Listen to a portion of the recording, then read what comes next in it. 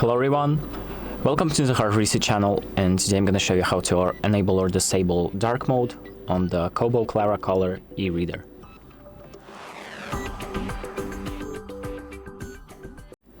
So the first thing that we're going to do is open up the settings.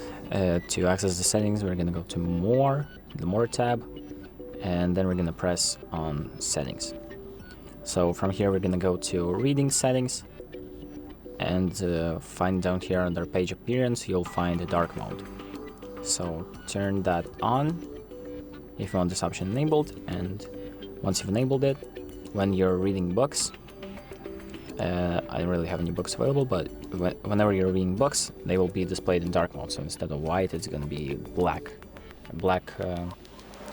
background with white font. So that's pretty much it.